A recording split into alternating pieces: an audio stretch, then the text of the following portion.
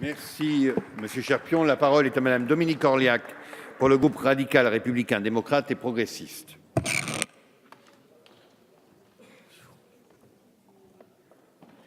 Merci, Monsieur le Président, Madame la Ministre, Madame, Messieurs les rapporteurs, mes chers collègues. Le budget total de cette mission Travail et emploi, à hauteur de 15,3 milliards d'euros, soit une augmentation de 13% par rapport à 2016, est significatif dans la volonté qu'a cette majorité d'engager de réelles ressources financières afin de mettre en œuvre une politique de l'emploi et du travail ambitieuse. Et Madame la Ministre, vous avez parlé de budget de combat. Nous ne pouvons que louer la volonté du gouvernement de tabler sur la jeunesse, la formation et l'apprentissage. En effet, le chômage des jeunes inquiète en cette période budgétaire difficile qu'est la nôtre, et la réforme globale de l'apprentissage qui a été lancée en 2013, ainsi que la loi du 5 mars 2014 relative à la formation professionnelle, à l'emploi et à la démocratie sociale ont permis de rénover le dispositif. Dès lors, l'objectif du gouvernement de créer plus de 500 000 places d'apprentissage d'ici 2017 est louable, répond à une volonté et une continuité de mise en place de politiques publiques axées sur l'emploi, le travail et la jeunesse. Nous ne pouvons que nous en féliciter, car en effet, l'investissement de ressources budgétaires afin de créer des bases qui sont solides, pouvant apporter une bonne formation, a souvent été délaissé par les précédentes majorités. De plus, la garantie jeune, les contrats aidés ou encore l'aide à embauche PME sont également des outils très importants dans le but de faire sortir le plus de personnes du chômage, et notamment les jeunes. À ce titre, j'aimerais m'attarder un peu plus longuement sur l'apprentissage. Les 350 millions d'euros venant abonder les crédits de l'action 2 du programme 103, appelé amélioration de l'insertion dans l'emploi par l'adaptation des qualifications et la reconnaissance des compétences, sont d'ailleurs vraiment extrêmement réjouissants. Mais à côté des questions budgétaires, il y a également des actions à mener.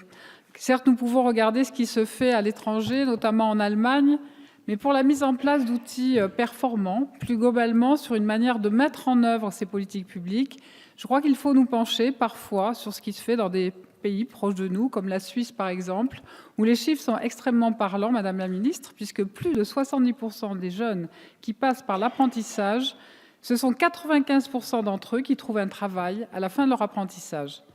Madame la Ministre, les chiffres de nos voisins, de ce voisin interpellent, alors que cette proportion de jeunes optant pour l'apprentissage est singulièrement plus élevée qu'ici, et que l'apprentissage n'est absolument pas pensé, ni vu comme une voie de garage chez notre voisin, il est intéressant de noter que le taux de chômage des jeunes dans ce pays est l'un des plus faibles d'Europe.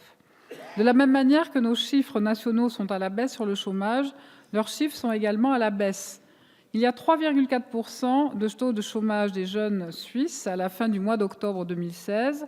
Les résultats de leur politique d'apprentissage et de formation sont incomparables avec les nôtres, puisqu'ici, nous avons environ 24% de taux de chômage pour les jeunes Français.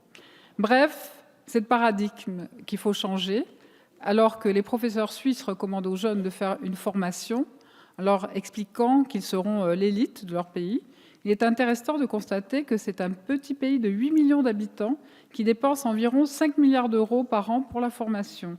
Cela devrait singulièrement nous interpeller et nous serions fort gagnants à peut-être nous inspirer.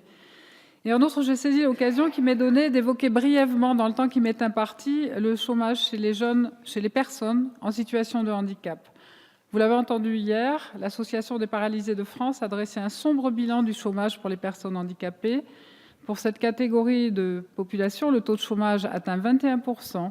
S'il est indéniable que cette majorité a beaucoup fait pour les personnes en situation de handicap, là encore, il faut que tout au long du parcours de vie, les chances de trouver un emploi soient possibles. Alors certes, nos écoles sont plus inclusives, mais il faut ensuite que les résultats se concrétisent par la suite.